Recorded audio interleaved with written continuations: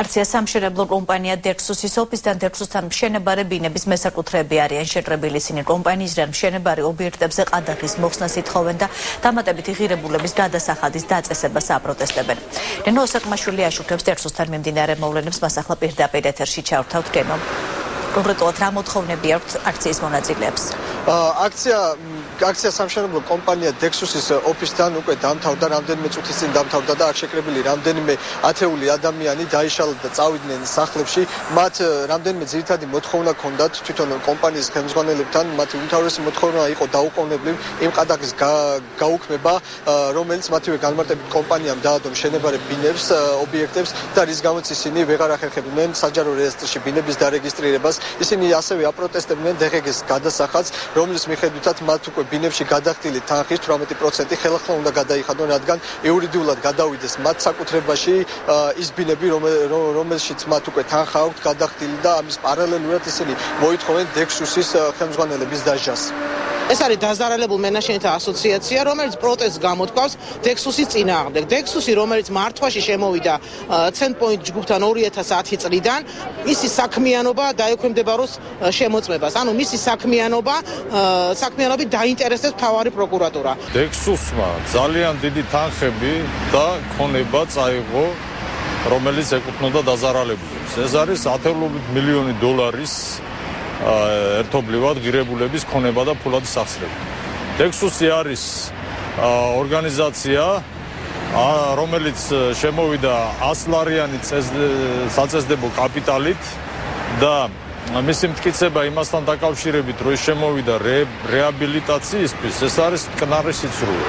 თავიანთი არგუმენტები და განმარტებები აქვთ კომპანია Dexus-ის წარმომადგენლებსაც, როგორც ისინი აცხადებენ, DGG-ს გადასახადი ესე ოფიციალურად არ არის და ეს იყო მხოლოდ შეთავაზება ბინის მესაკუთრეებისთვის, რომ არსებობდა გარკვეული ფინანსური პრობლემები, რის გამოც ისინი მშენებარე ობიექტების დასრულებას ახერხებდნენ, მაგრამ DGG-ის გადასახადის გადახდას, რომელიც სახელმწიფოს უნდა გადაუხადონ, ამას უკვე ამვალდებულებას უკვე ვეღარ ასრულებდნენ და მხოლოდ იმ შემთხვევაში შეეძლოთ ბინების გადაცემა, თუ თვითონ მოსახლეობა გადაიხდიდა DGG-ის გადასახადს. რაც შეეხება ყადაღასთან დაკავშირებით განმარტავენ, რომ უშუალოდ კომპანია Dexus არ დაუდია ყადაღა და ის ამასთან არაფერ შუაშია. ყადაღის დადება გამოიწვია ერთ-ერთი კრედიტორის განცხადებამ პროკურატურაში, რომლის მიხედვითაც კომპანია Centpoint-ს გარკვეული ფინანსური დავალიანება დაუგროვდა მის მიმართ და სწორედ აი ამ ფინანსური დავალიანების გასტუმრებას ითხოვდნენ და მის გასტუმრებამდე დაედო მშენებარე ობიექტებს ყადაღა, თუმცა ჩვენთან საუბარში ასევე აღინიშნა ისიც, რომ ამ დავალიანების გარკვეული ნაწილი უკვე გასტუმრებულია, ხოლო მეორე ნაწილის დაფარვა სავარაუდოდ ორშაბათამდე მოხდება და სწორედ ორშაბათს მშენებარე ობიექტებს აეხსნებათ ყადაღა. ჩვენ რა მდგომარეობაში ჩაგვარდა კომპანია? იმ მდგომარეობა იძლეოდა საშუალებას ამ კომპანიაში რომ მოხდარიყო თანხის ინვესტირება, აშენებული იყო ეს ფულის აღარ იხდიდა ხო, ნდობა ქონდა დაკარგული კომპანიის. უნდა მოხდარიყო იმ დოზით თანხის ინვესტირება, რომ აშენებული იყო ეს სახლები და შემდგომ ეს თანხების ამოღება უკან მომხდარიყო, მოკლედ დარჩენილი ბინები გაიყიდებოდა, ან ეს ხალხი მე გადაიხდიდა ამ თანხას, ყოველას არ ქონდა ბოლომდე გადახდილი თანხა. თავის ასე თუ ისე მეტნაკლებად საერთო ჯამში უფრო არ ყოფნიდა, მაგრამ მეტნაკლებად მაინც ასაშენებელი თანხა ასე თუ ისე უსწორდებოდა შემოსასვლელ დარჩენილ შემოსასვლელ თანხას. ჩვენ გამდე შემოსულ თანხებში არ ვიგეთქვით რა ხდებოდა. აქედან გამომდინარე, მაგრამ ამას კი აშენდა და თანხა შემოვიდა, მაგრამ ამ კომპანიას ერთადერთი უკვე აღარ ქონდა იმის რესურსი, რომ გადაეფორმებინა ამ ხალხისთვის ბინები.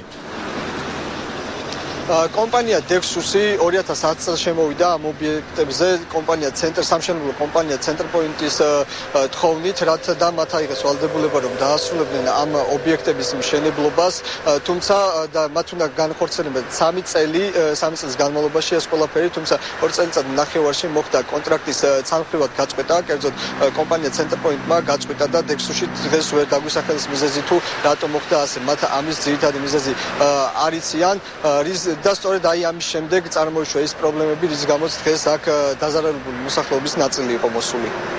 დიდი მადლობა, რენო საკმაშვილი გვერდებოდა პირდაპირ ეთერში.